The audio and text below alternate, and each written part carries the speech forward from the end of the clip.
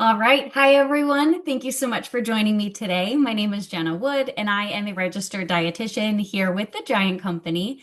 Again, welcome to 2026 and our refresh on our classes.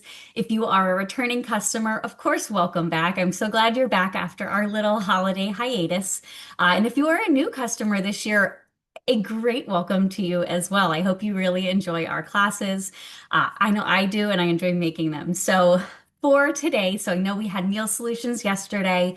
Today we are kind of changing it up a little. Tuesdays used to be our produce spotlight, which we're still gonna spotlight something fresh. So that is our new concept for Tuesdays. We're doing fresh finds.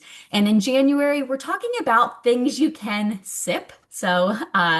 I just love coffee. If you have attended our coffee chats and other classes, when I was in college, I worked at a coffee roaster for about 3 years, and I love everything about coffee. So that was what I picked for my SIPS class. But we're going to dive in. You're going to learn more than you ever wanted to about coffee today. But I do actually have a poll. I know, I did a poll today. I did too. I am just going to do both as we get started. So the first one being, do you have a favorite coffee? Some people already said they don't. So, do you like hot? Do you like iced, cold brew, which are different? And I'm going to talk about the difference. Or you don't like coffee, and that's totally okay. But I'll give it a couple seconds. Again, I love coffee. It does not matter if it is cold, hot, cold brew, instant, French press. Like, I like all of the ways. All of the ways. All righty. I am going to end our poll. I still see a couple more coming in, but I'm going to end our poll. So the majority, I'm actually kind of shocked. The majority of our customers here on the class today prefer hot, which is definitely the standard, what most people drink as their first morning cup. A lot of people like iced, not as many cold brew, but you may realize you're drinking cold brew. And about 25% don't like coffee, which I actually find actually that makes sense. But that goes into our next question. A true or false? Over 50% of Americans have a cup of coffee daily. True or false? What do we think? I know I do. Or I would say I have something that is caffeine every day. Maybe not coffee every single day, but most days. Alrighty, I'll give it one more second. Perfect. So most of you are on the money. So it is true that over 50%, and the percentage is actually much higher, but we will get to that on another slide. But yes, most Americans, we love coffee here, but we're not the only country that loves coffee too. Well, let's dive in. So let's learn a little bit about coffee. So coffee beans are actually the seed so you've seen like green coffee beans, they're seeds that grow inside of a coffee cherry, which are little, cherry beans, which grow on coffee trees or bushes. There's a couple different shrubs that kind of produce coffee, which are a specific type of plant. They're thought to be native to Ethiopia, in a particular region that kind of bears a similar name to what we have coffee today. But coffee can grow in many, many regions. 66% of consumers, American consumers, have at least one cup of coffee every single day. So a good number of us are definitely, which kind of goes back to the percentage we sort of showed of our customers and how many of you have a cup of coffee every day or not. But what about nutrition? So again, for those of you new, I am a dietitian. We want to talk about nutrition and kind of the health effects when it comes to coffee. Now, this is a black cup of coffee, which many people are not doing, although a lot of people do just drink a cup of black coffee. This is the nutrition for that. Very low calories. So it ranges anywhere from like 2 to 5 calories per cup. And so this is very clear, 8 ounces. Many of us drink much more than that at a sitting. It does have a very tiny bit of sodium because sodium is found in the earth. There are beans that grow in there, so they have a tiny bit. There's no fiber, no salt, no sugar, and zero point 0.3 grams of protein, which is nothing, but there is a teeny bit there. Of course, what most of us think about with coffee is the caffeine that's in there. And truly, the caffeine amount varies for so many reasons, from the type of grind to the beans themselves. Of course, if it's decaf or not, the brewing method, of course, the size of the drink you have. So lots of things can affect the caffeine level. but all coffee is going to have some caffeine. Even decaf has a teeny, teeny bit. Small amounts of certain vitamins, things like riboflavin, magnesium, potassium, so different vitamins, minerals there. But again, you wouldn't be drinking coffee to get these, they just happen to be in there. But one of the reasons that we think of coffee as being so nutritious or good for us are some of these plant compounds, the different types of polyphenols that we find within coffee. So these antioxidants and other things that we think a lot with tea, which we'll talk about tea later this month with Joni, but coffee certainly has these compounds too. When it comes to health, though, so these are some of the positives, and this is just on a population basis, what some, longitudinal, so really long-term studies have found that people who drink coffee they're less likely to develop certain things. It's not, to say just because you drink coffee, you won't develop these things, but the correlation is there. So regular coffee consumers are less likely to die from certain leading causes of death in women, including heart disease, stroke, diabetes, and kidney disease. They're less likely to develop type 2 diabetes. Now, of course, this is the coffee itself. This is not necessarily if you're drinking a super sugary beverage. Not to say that, every type of coffee is the same, but the actual compounds found there. People who regularly consume coffee are less likely to develop Parkinson's disease. And if they do have Parkinson's, they have more control over their certain movements that they might have. And there's a lower risk of dementia in women. So some studies found more positive effects in women versus men. Both regular and decaf coffee seem to have a protective effect on the liver, which is very good, long-term health, and improved liver enzymes. Some research shows that people who drink coffee, whether it's decaf or regular, were 26% less likely to develop colorectal cancer, which has been on the rise. And there is a reduced risk of gallstones as well. There's a million other things, but these are some of the highlights that I found while making the slides today. Again, just because you drink coffee doesn't necessarily mean you can't develop any of these because our lives and our diets and our exercise and everything else also play a factor. But just something, that they have found in coffee drinkers, which many of us are. How much is okay though? What is good for health? What might not be so good for health? Let's start with excessive intake. So you can, of course, drink too much coffee. So excessive caffeine intake, which can come from coffee or other caffeinated beverages or foods, can cause a lot of issues, whether it's an increased heart rate, increased blood pressure, anxiety, difficulty sleeping, and digestive issues. So, there's a happy medium with everything. Moderate consumption, so all the health benefits I just mentioned on the last slide, but why do most people drink coffee? It helps you be more alert, have a little bit more energy, and it does, in the short term, help people concentrate better. So those are definitely positives as well. What's the recommendation? About 3 to 5 cups of coffee a day maximum, which would be around 400 milligrams of caffeine. So if you're looking at the caffeine quantity, which not all packages of caffeinated things will tell you how much is in there, but 400 milligrams for a healthy adult. Pregnancy is a little bit different. There's different recommendations. Some people still absolutely, you know, still drink this much, but certainly I believe it's 200 during pregnancy because caffeine is okay. It's safe in a smaller quantity. Now, the problem is we have an average of how much caffeine might be in a cup of coffee. It's about 95 milligrams, but again, that's an 8-ounce cup. And that's just a standard brewing method. There's also espresso and other types of brewing methods. So just being cautious of how many cups of different caffeinated beverages you're having. And of course, we're all unique people, and our tolerance and our responses to caffeine vary greatly. So certainly you could be tapped out at 100 milligrams and that's too much for you, or not at all. And certainly, yeah, there are some people who can tolerate higher levels, but it's very likely they're having some sort of, related issue, especially if they're drinking that caffeine later in the day. The recommendation is to try to keep it early in the day because the half-life, which is, how long it kind of takes to be metabolized, is quite long. So if you're drinking coffee or caffeinated beverages into the afternoon, which I'm going to cut off after this class, It can still affect your sleep, even if we're not associating it with sleep. So, just some things to consider. Now, I'm not going to go into each of these, but just something to think about how unique and how diverse the field of coffee is. There's a lot of things that can make a cup of coffee vary. So the different types of beans, where they were grown, what type of bean, because there are a couple different types of beans out there. So that can play a factor. How it's roasted. So of course you can have dark roasts, lighter roasts, medium roasts.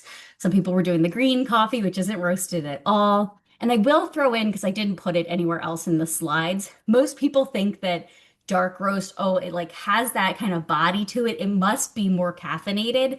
Dark roasts typically have less caffeine because the more you roast them, you're kind of, burning off some of that caffeine. So medium and lighter roasts actually have more caffeine. The amount of the grind. So if you are brewing your cup with more grounds, you're going to have more caffeine, more of these compounds. So that can change things. How it's brewed. So are you making a French press, pour over, auto drip? Like there's so many different ways to brew coffee. Are you doing a non-brew method and you're making a cold brew? Again, so many different ways to make your coffee. And of course, at the end of the day, what you're adding to it matters a lot. So whether you're adding a ton of sugar or cream or whatever it is, that will play a factor into how it affects your overall health and well-being. Some other coffee considerations, and this is one of my favorite, like, I don't know if I can call it a fun fact because I don't know how fun it is, but just something to consider if you are somebody who's watching their cholesterol. So, unfiltered coffee, which a lot of the coffee we drink is unfiltered unless you are putting that paper filter into your coffee pot. A lot of coffee we're drinking is unfiltered. There have been studies that show unfiltered coffee can impact LDL cholesterol levels, especially in more susceptible people. The reason for this is that certain compounds in coffee, which can still be health promoting, they really reduce the clearance of LDL cholesterol in our liver, which is where it's produced and cleared out from the body. Now, it will raise your cholesterol, some people, and it can be, 10 points. Like it's not an insignificant amount of, a rise in LDL.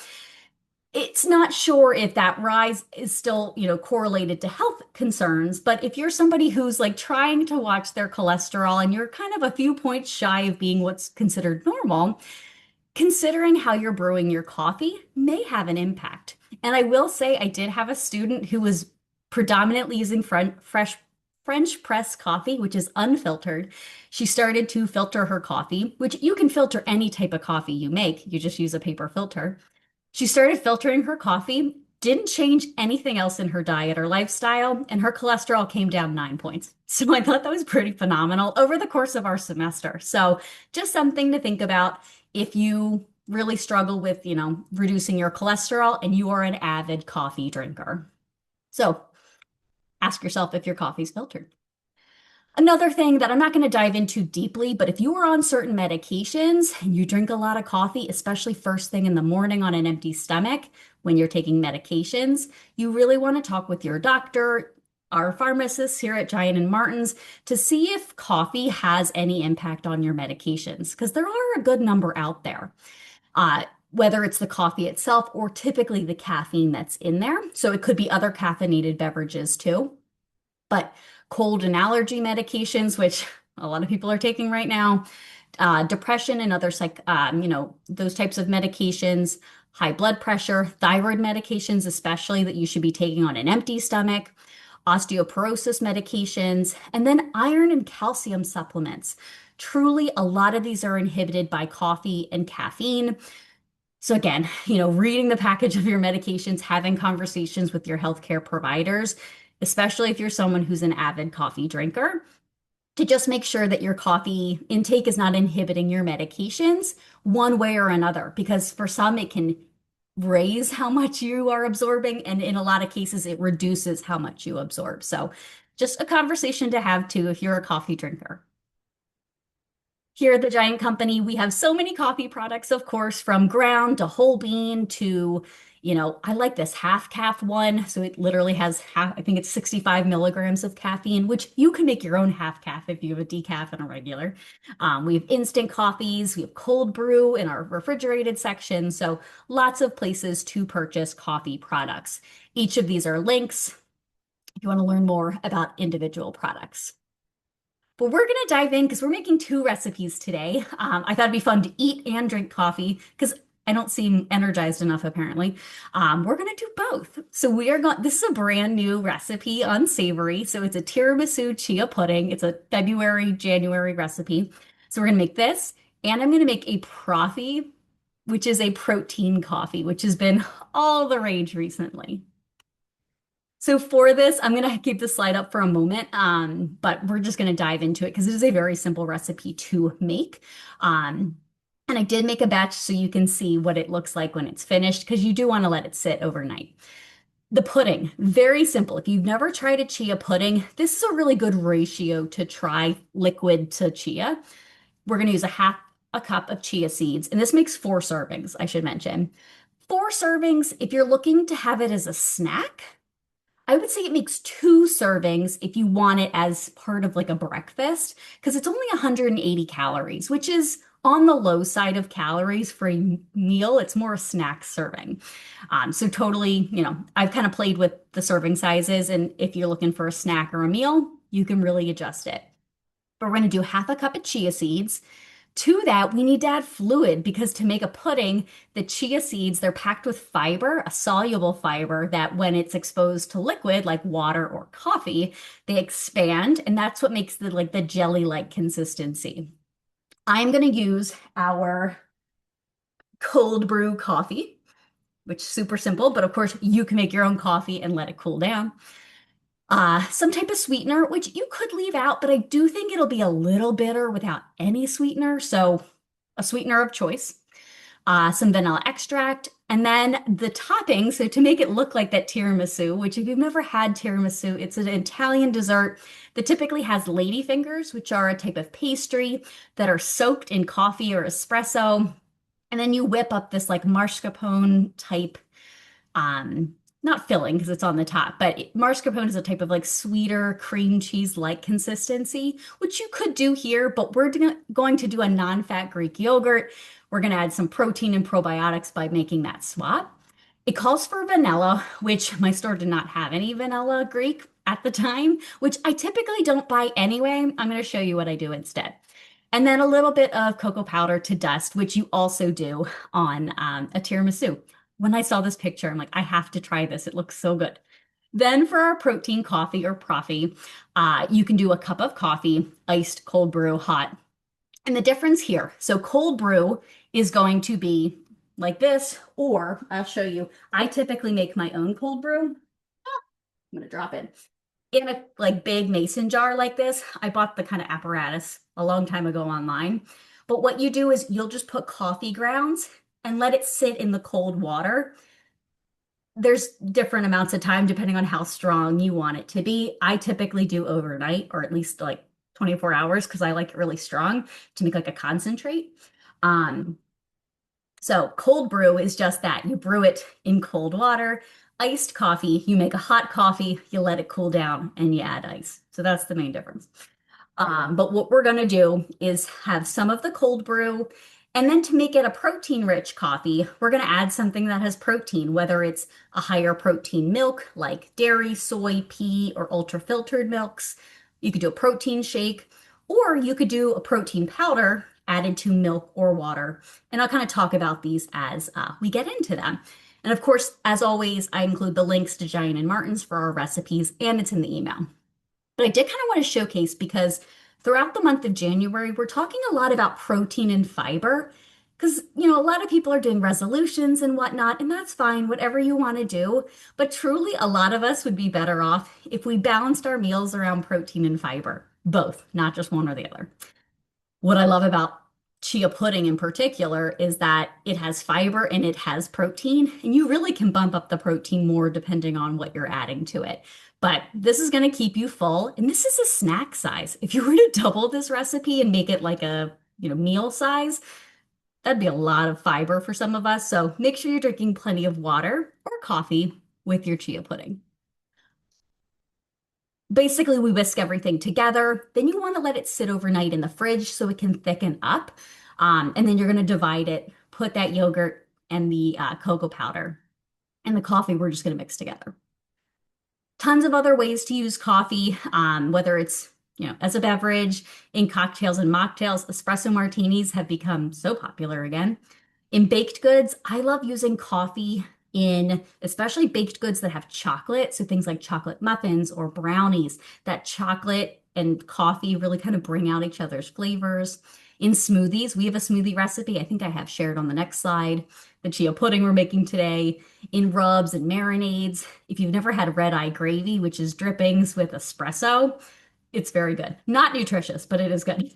And then there's lots of home remedy things that you can use with the grounds, whether it be in your compost as a fertilizer, as pest control, deodorizers, cleaning and beauty products, like a body scrub, natural dyes. So lots of ways to use those grounds. Of course, I probably wouldn't do some of these with like flavored coffees, but I digress. Some recipes we have on our savory. So this is the smoothie that I have made before. It's quite good. The Profi. So this is just an example of how to use a cold brew and just a pre-made protein shake. And then I've made this one before too. This is a spiced overnight cold brew coffee. So basically you put, like I did, the coffee grounds in the whatever you're making your cold brew in, and you add different spices like cinnamon and turmeric, which flavor the coffee, but also give you those health benefits of those spices too. All right, I'll go back to that slide in a moment, but I want to start making our recipes. Let me turn on my other camera. Okay, perfect. Let's see. All right. So hopefully you can see both screens. We are going to get started with our chia pudding first. So into a bowl, so I just have a bowl here. Move all my coffee out of the way. We are going to add a half a cup of chia seeds. We sell two main types of chia seeds. We have other brands, but our brands, we have just regular chia seeds. This is a really nice kind of big bag of chia seeds, which I'm going to use. But we do also have, which I love, these are our chia seeds with probiotics. We're adding some probiotics with the yogurt, but you could really double down and add even more with this one as well. They're both typically found in the natural organic section of our stores. So here we are going to do, I'm just going to pull up my recipe so I don't totally forget, but I'm pretty sure I said a half a cup of our chia seeds. If you've never made chia pudding before, these are the same seeds. So let me see. Hope it focuses. The same seeds that, your chia pet of the 80s, 90s, whatever year they started, probably before that. Same thing, but chia seeds have been consumed for centuries, probably longer than that, especially in South America. They're really thought to provide a lot of energy and just be really satiating, again, because of that fiber that's in there. So, but with all that fiber, again, I can't stress enough, you got to drink water with your fiber. So half a cup in here in our bowl. Then we are going to add our fluid. So it calls for a cup of milk and a cup of the cold brew. So here is our cold brew. And again, this makes 4 servings. You can make one at a time. You can make it's a very easy recipe to double. So 1 cup of the cold brew. And I'm just going to it calls for any type of milk. So regular or plant-based milks will both work. I'm just doing our lactose-free. So a cup of that. And that's the typical ratio you'll see. Half a cup of chia seeds to like 2 cups of some liquid. You can make fruit-based. You can really make whatever you want. But that is what we have for our liquid and our chia seeds. Then it calls for, I'm not going to measure this, it calls for a teaspoon of vanilla extract. A little bit more. I love vanilla extract. And 2 tablespoons, this one I will measure, 2 tablespoons of some type of sweetener. So again, you could do a non-caloric sweetener. You could do honey, it calls for. I think maple syrup, I just really like the consistency and how it tastes. So That's my preferred, but 2 tablespoons for 4 servings, not too bad. Okay. So excited. Farm shows this week, and if you didn't know, or I guess next week, uh, we produce a lot of maple syrup in Pennsylvania, so I always buy a little bit at the show. That one I bought here, or at Giant. So this one is our cinnamon and vanilla infused. So delicious, which I think would go great in this. I think that is everything. So we have our chia seeds, our milk, our cold brew, our honey or maple syrup, and our vanilla. We're going to take a whisk it all together. Now, this is something when I first make it, every minute or so, I give it a little bit of a stir because the chia seeds will kind of clump together, which is good. Like we want it to start thickening, but we don't want it to be clumpy. So I kind of stir it every once in a while. You're going to pop a lid on this. It's going to go in the fridge overnight. Really, at least 4 hours tends to be enough. But overnight works great too. So like if you like to meal prep, you can make this at night and have it ready in the morning. So we're going to put it aside for now. And I'm going to show you what it looks like already finished. So it gets really nice and thick. Kind of see my coloring is very weird right now. You can see here. Look at all those chia seeds all together. So what we are going to do, as it called for, I think it said how much yogurt? 1.5 cups of yogurt divided between the four. So it's like 6 tablespoons for one. I'm gonna eyeball it. But so I'm just using our Greek non-fat plain. And all I did, I added a little bit of either you could do vanilla extract, you could do vanilla bean paste, whatever you have on hand to make it a vanilla yogurt. And it's going to be a lot lower in sugar too. So I already did that. Hand it back here. So I just kind of mixed in some of that vanilla. So we are going to, here's my pudding here. I'm going to put this on the top very gently. It smells so good. You can really smell the coffee on the in the pudding. I always say I'm excited for the recipes, but I'm very excited for this one. Okay, so we have the yogurt in there. You can kind of see. I'll switch to this one. It's not a super super thick layer like in the photo. I might have to add more. But it looks good. Then on top, we are going to add just a little bit of the baking cocoa, the cocoa powder. So what I'm gonna do, I feel like I am gonna add just a touch more yogurt because I want to have that really nice little layer. Let's see. And of course, that's better. Okay. Not too much more, but enough. Okay. Beautiful. Then, and again, the Greek yogurt is adding some protein, some probiotics, so really nice. What we're gonna do, so you could just sprinkle it over. I just have a fine mesh strainer. I'm gonna put it right on top. I'm gonna have to hold it. And I'm just gonna sprinkle a little bit of cocoa powder right on top. And make a mess all of my counter. This looks so good. And it's not a ton of cocoa powder. It kind of just does enough to dust. But one fun fact about cocoa powder, for a tablespoon, you get 2 grams of fiber. This is going to be a very high fiber, high fiber breakfast. I mean, I don't know if you can see. I'll be sure to take a picture, but it smells so good. I am so excited to give that a try. I will take a photo before I do though. Beautiful. So that is our tiramisu chia pudding. So it has that coffee, it has that cold brew. We are going to make a protein coffee to go alongside it because we are talking about coffee today.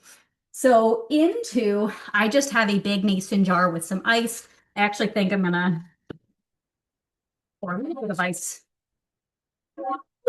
out. So I just have some ice here. I'm gonna pour about a cup, give or take, of cold brew right into there. And then I'm going to make a protein foam, like a cold foam, to go on top of it. Now, you do not need to add protein to every single thing you're making, but if one of your goals in 2026 is to eat more protein with your meals and whatever you're eating doesn't have a good amount of protein, certainly this can be a way to do it. So into my giant brand blender ball. I am going to add in, this is our Nature's Promise grass-fed vanilla whey, which I really like. I did about a scoop, maybe a little bit less. Then I'm going to add milk. You could add water. Adding milk will just add a little bit more protein. So a little less than a cup there. Put the lid on. Now you could do a pre-made protein shake. You could do just milk. Milk has protein. This is going to add like another 20 grams though. And a shake. So the more you shake, or if you have a, what do they call it? They go, not a whisk, a frother, that would work too. But the more you shake, the more froth you're going to get. Then you can kind of see here, but I guess I'll do it on this one. I'm just going to pour that right in. I got a little bit in here. You can finish this off. But I love something about iced coffee when it kind of, when it does that, or this is cold brew, when it does that. So delicious.